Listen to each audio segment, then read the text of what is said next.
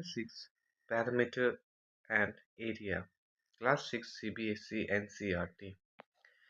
इस सेक्शन पे हम लोग जानेंगे पैरामीटर के बारे में।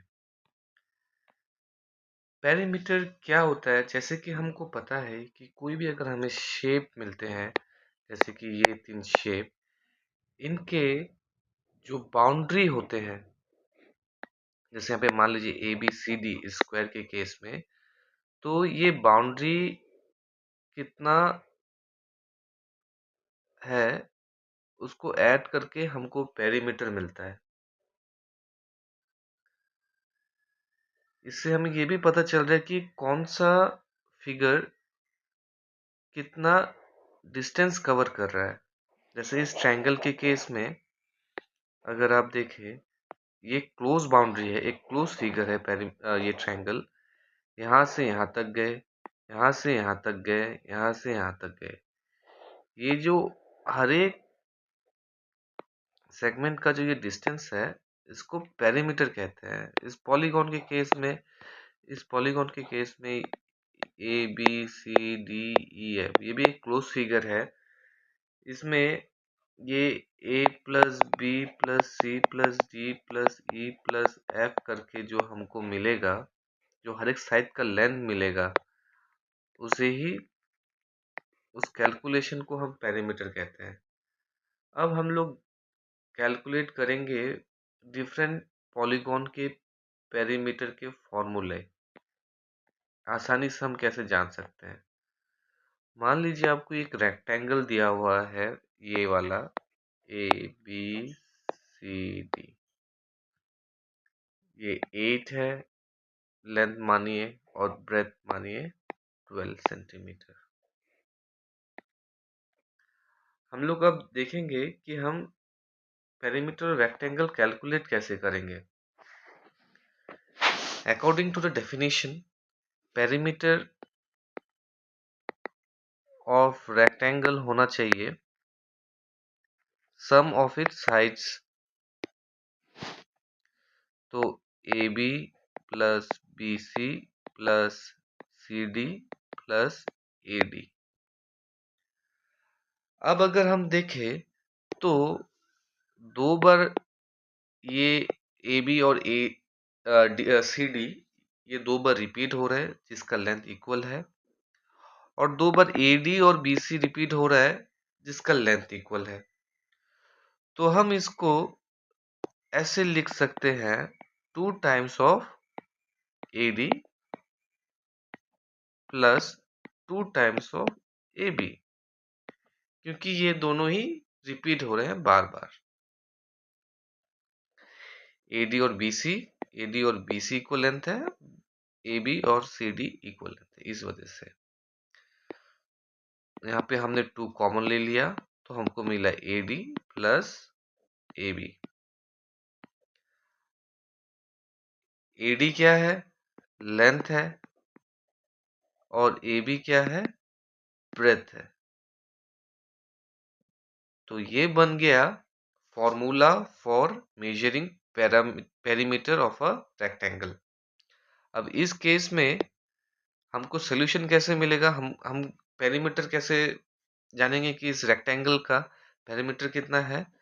तो 2 टाइम्स ऑफ AD जो कि है 8 प्लस 2 टाइम्स ऑफ AB जो कि है 12, तो हमको मिला 2 times of 20 is equal to 40 centimetre. इसकी जो यूनिट होती है वो सेम एज जो लेंथ और ब्रेथ की यूनिट है वो होती है। There is no change.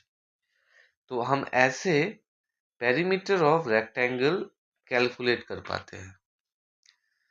अब हम देखेंगे पेरीमीटर ऑफ स्क्वायर कैसे कैलकुलेट किया करते हैं। स्क्वायर का फॉर्मूला जानेंगे। मान लीजिए ये स्क्वायर है ABCD, और हर एक साइड आपका है 10 मीटर्स करके। हर एक साइड ये स्क्वायर का 10 मीटर है। तो पेरीमीटर ऑफ स्क्वायर ये क्या होगा? Sides of its sum of its all its sides, हर एक साइड का एडिशन करेंगे हम। A B plus B C plus C D plus A D.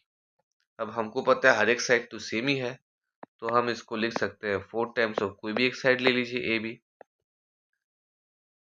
तो ये ए बी जबकि लेंथ है, कोई भी एक साइड है, तो 4 टाइम्स ऑफ साइड का लेंथ। तो इस केस में क्या होगा? 4 times of 10 which is 40 metre. तो हमने जाना कि हम स्क्वायर का पेरीमीटर कैसे नापेंगे। अभी मान के चलिए हमको एक इक्विलैटरल ट्रायंगल मिला। अब इक्विलैटरल ट्रायंगल के केस में हम पेरीमीटर कैसे लेंगे? ध्यान से देखिए कि ये भी एक रेगुलर पॉलीगॉन है। रेगुलर पॉलीगॉन कौन होते हैं? जिसके साइड्स इक्वल होते हैं, उन्हें हम रेगुलर पॉलीगॉन कहते हैं। ये जो फॉर्मूला हम प्रेजेंट करेंगे ये सिर्फ इक्विलैटरल ट्रायंगल के लिए एप्लीकेबल होगा, सब ट्रायंगल के लिए ये एप्लीकेबल नहीं होगा। मान लीजिए इसके साइड है ए बी सी, जिसके हर एक साइड 3 सेंटीमीटर करके है, 3 सेंटीमीटर करके है। हम देखेंगे कि इसका area sorry perimeter equilateral triangle कैसे निकलता है। अकॉर्डिंग टू डेफिनेशन ये हो जाएगा A C plus B C plus A B. अब हमको पता है कि हर एक साइड इक्वल है, तो 3 टाइम्स ऑफ ए सी, तो 3 टाइम्स ऑफ साइड लेंथ। इस केस में क्या हो जाएगा? 3 इंटू 3 इज इक्वल टू 9। एक सहज उपाय है जल्दी से कैलकुलेशन करने का। सपोज आपकी दोस्त रेखा कहती है कि वो एक स्क्वायर फील्ड पे 3 राउंड रन करेगी, जिसका डायमेंशन है 12 मीटर और 15 मीटर। ये एक प्लेग्राउंड है जिसमें रेखा क्लेम करती है कि वो 3 राउंड रन करेगी। तो सवाल ये है कि रेखा ने कितना मीटर रन किया। इसके लिए हम सबसे पहले जानेंगे कि एक कंप्लीट राउंड में वो कितना मीटर कवर कर रही है। एक कंप्लीट राउंड के लिए हमको क्या निकालना पड़ेगा? पेरीमीटर निकालना पड़ेगा। ये पूरे एरिया का पेरीमीटर निकालना पड़ेगा कंप्लीट राउंड के लिए।